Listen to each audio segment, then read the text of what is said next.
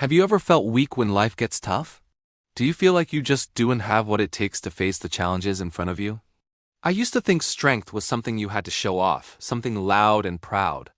I believed it was about being the smartest person in the room, having the most impressive job, or just being the most confident. But I learned a very different lesson, a deeper, more powerful one. Hi, I'm Alex, and today I want to tell you the story of how I discovered the secret strength that was hidden inside me all along. For years, I lived with a very specific idea of what strength was. I thought it was an external thing, a performance for the world to see. It was about achievements, trophies on a shelf, the number of followers I had, or the title on my business card. I chased after these things, thinking that if I could just accumulate enough of them, I would finally feel strong. If I wasn't the biggest, the loudest, or the most successful, I felt like a failure. I was constantly comparing myself to others, and it was exhausting. Every time someone else got a promotion or achieved something great, a little part of me felt smaller, weaker. My sense of self-worth was entirely tied to what other people thought of me. Then one day, life decided it was time for a different kind of lesson. It threw a curveball my way that I never saw coming. I lost my job. It happened suddenly, without warning. One minute, I was a respected professional with a clear path, and the next, I was adrift. The identity I had worked so hard to build was gone in an instant. My confidence didn't just crack. It completely shattered into a million tiny pieces. I felt exposed, vulnerable, and deeply ashamed. I locked myself away, avoiding calls from friends and family because I didn't know what to say. How could I admit that the strong, successful Alex they all knew was now unemployed and terrified? The feeling of helplessness was overwhelming. I was convinced I couldn't handle it. It felt as if all my perceived strength, all those years of effort, had vanished overnight. I was at rock bottom, and I truly believed I didn't have the strength to climb back up.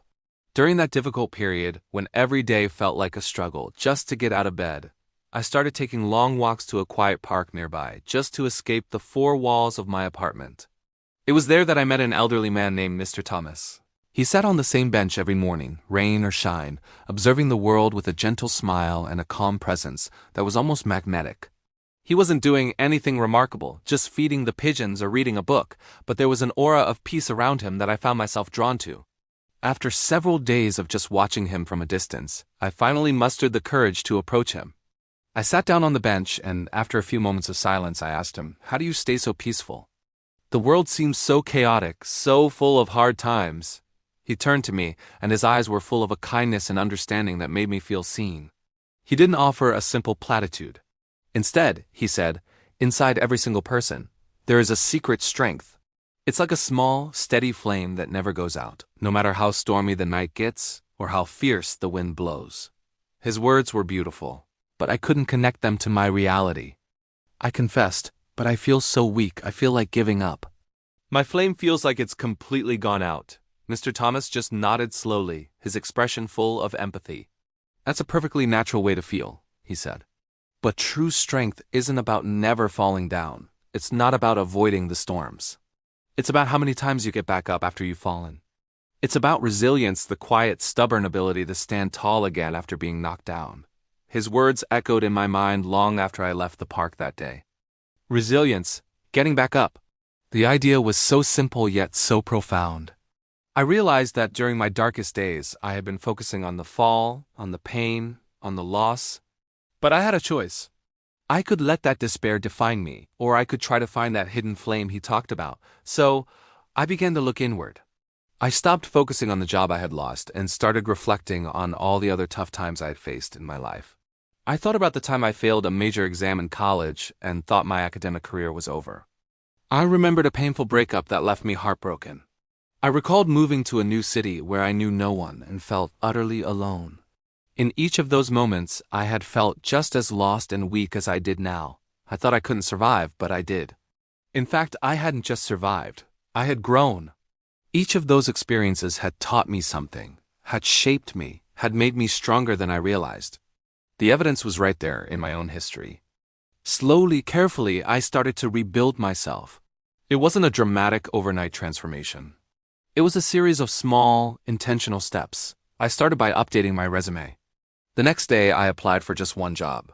The day after that, I reached out to a former colleague for advice. I started exercising again, not to build muscle, but to clear my head. I called a friend and was honest about how I was feeling. Each action was tiny, but together, they felt like I was gathering kindling to protect that small, inner flame. I'd practiced patience with myself, allowing myself to have bad days without judging myself for them. I reminded myself over and over that real strength isn't loud or visible. It's quiet, it's steady, and it's enduring. It's the silent promise you make to yourself to just keep going, one more day, one more step. One evening, after several weeks of this slow and steady process, I was getting ready for bed and happened to catch my reflection in the mirror. I stopped and really looked at myself. For the first time in a long time, I didn't see failure or weakness. I saw a person I had underestimated for so long. I saw the lines of worry on my forehead, but I also saw a new light in my eyes. I saw resilience. I saw courage, the quiet courage it takes to face another day when you're scared. And I saw a quiet confidence that wasn't based on a job title or anyone else's approval. It was a confidence that came from knowing I had faced the darkness and was finding my own way back to the light. That moment changed everything.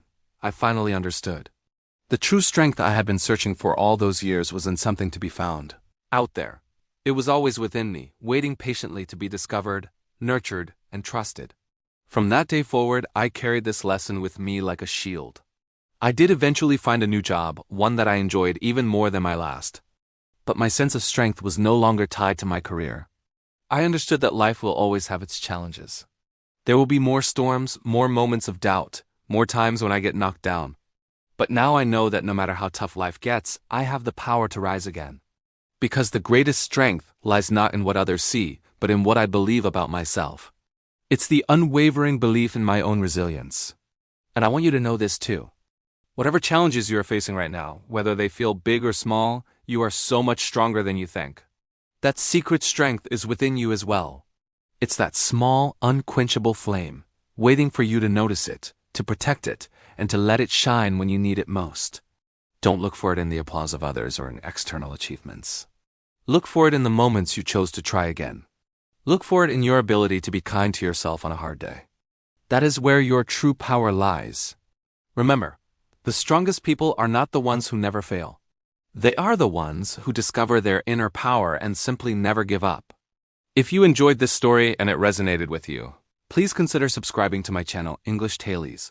We share inspiring stories like this every week to help you grow stronger and more resilient, one day at a time. Thank you so much for listening.